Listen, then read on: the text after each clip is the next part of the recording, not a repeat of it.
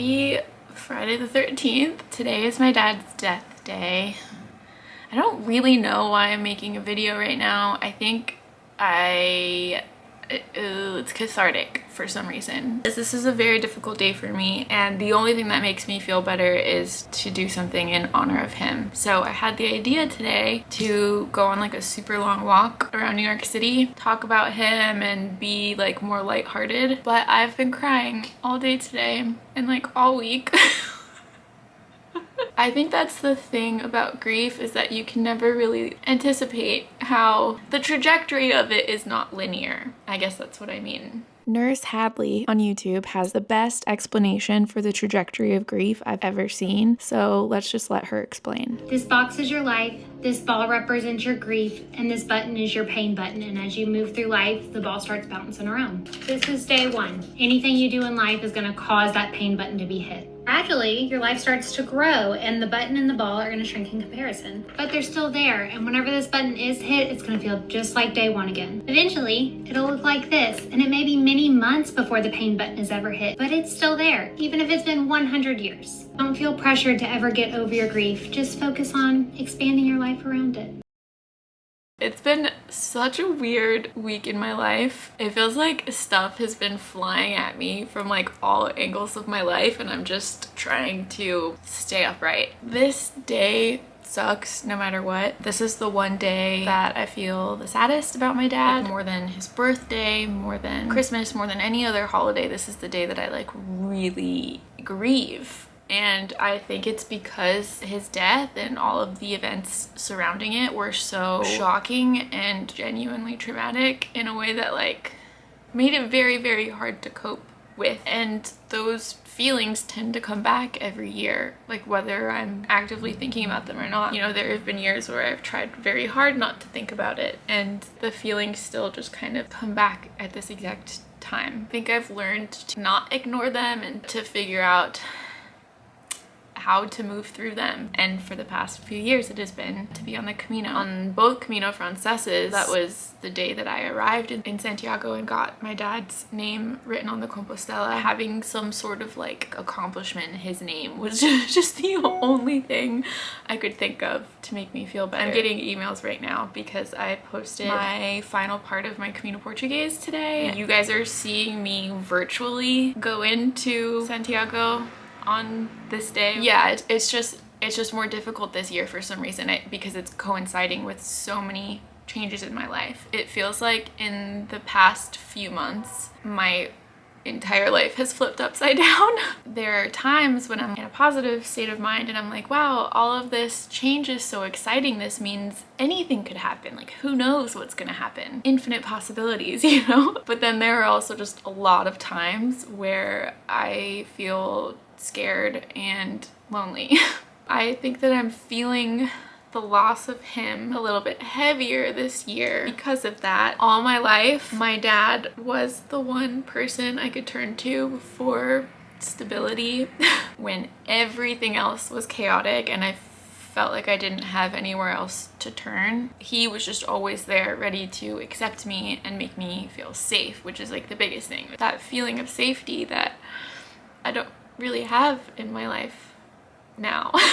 So yeah, I think that like overall the main thing that sucks about losing a parent, but especially losing a dad and losing that masculine energy, is the energy of safety and stability. I think that I've just like really been missing masculine energy in my life, especially like being single for the first time in my life. I did talk to my ex on the phone today for an hour and a half. He is definitely the closest thing I've ever had to that support that I miss from my dad. He's also one of the things that has changed in my life recently. After us, you know, being partners in crime for 10 entire years, he has just recently left New York. I'm just very, very grateful that we are still close friends and that I feel like I can call him. I know it won't be like that forever, but I'm grateful to have it for right now.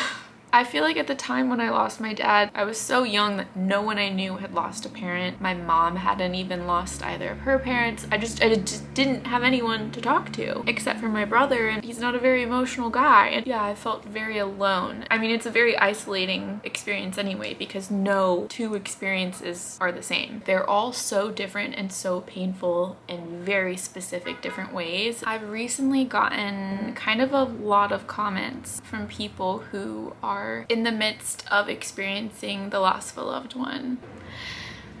Getting comments from people that me sharing my grieving process has helped them with theirs. I can't even fathom, I can't even imagine that I am helping anybody. As much as I hate crying on camera, if there's even the tiniest fraction of a chance that it helps someone else feel less alone in this horrible, isolating experience, then me embarrassing myself on the internet is totally worth it. I watched a video about grief today and about the things that happen in your brain when you experience a loss, and it said that one of the best things that you can do when you're grieving is to get aerobic exercise, to go on a walk, and then to talk about your grief. I mean, that is literally the Camino. It's just so crazy. I was gonna go out on a walk earlier, but it was like so sunny and beautiful, and I just felt like it didn't really match my mood.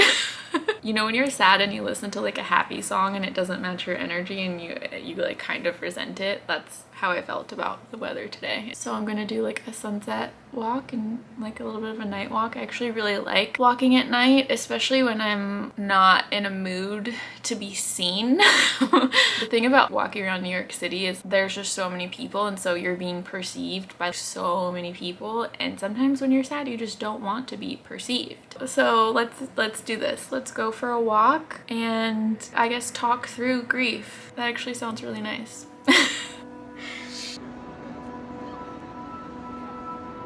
So the unfortunate truth about grief is that it never fully goes away. The only thing that could fully fix the pain is to have that person back.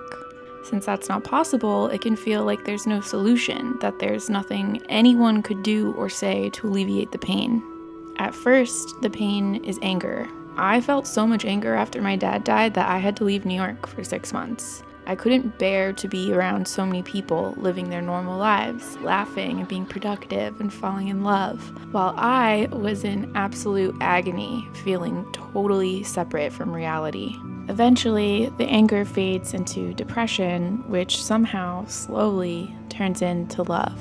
Because eventually we see that this pain is an inevitable part of life for everyone. No one is exempt from death and loss. When I was in New York right after my dad died, about to burst into tears at any moment on the subway, I wanted so badly for someone to notice my pain and give me a hug. In reality, there were probably a ton of people on the subway who were going through similar things and also needed a hug. There always are.